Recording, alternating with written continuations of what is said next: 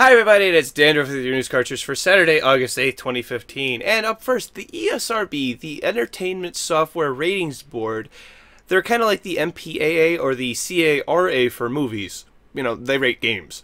They have given Halo 5 a rating of T for teen. Previous iterations of the Halo series have all had a M rating for mature.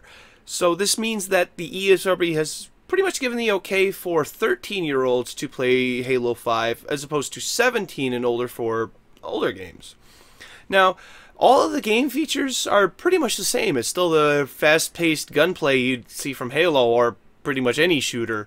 So maybe they've just toned down the amount of swearing that they have. Maybe a little less sexual suggestive themes. I'm really not sure what they've done. But this is probably a conscious decision on 343 Industries as well as Microsoft's part in order to appeal to a bigger audience.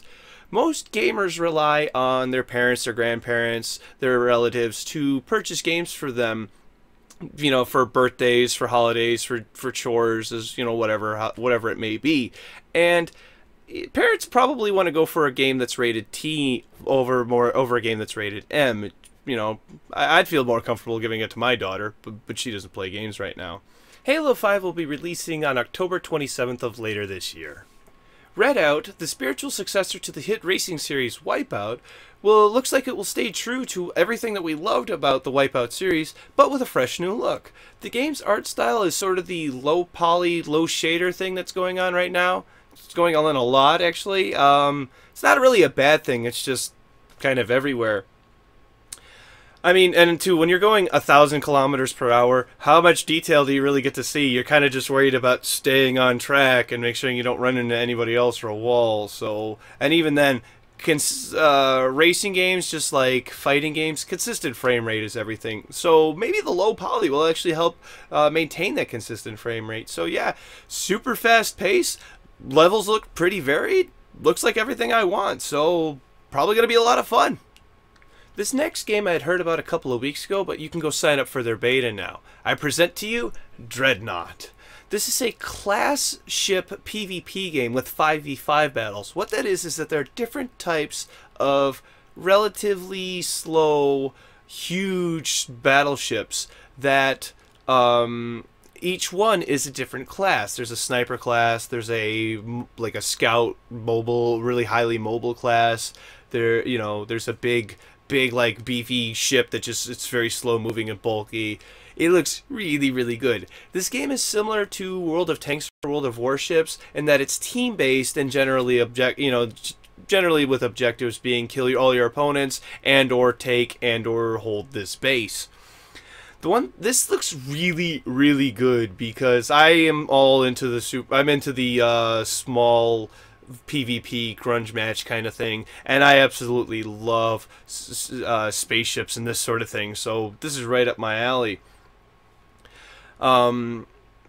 I really got into World of Warships, and this is kind of World of Warships but with a third axis where you can go up and down and go all around in the space battles, because there's going to be space battles as well as land battles or in atmosphere battles. It seems really cool. To sign up for their closed beta, there's a link in the description down below. I hope you get it. I hope I get it too, because this looks like a really good one.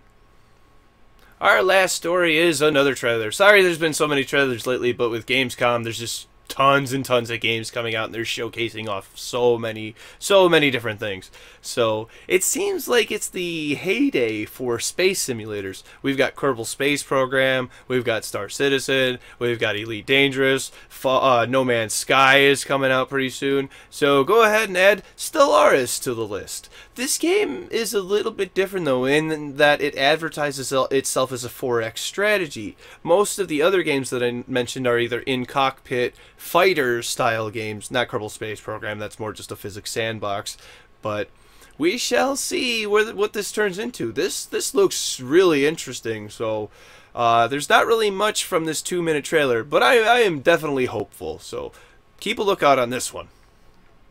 And that is all of our gaming news for today. Don't forget that there are no game releases tomorrow because tomorrow is Sunday and tomorrow is our day off. But that means that we're doing Monday's game releases today. So there are only 4 for PC, being The Static Speaks My Name, Celestian Tactics Old North, Gunheim, and Gaul Tomsk 7.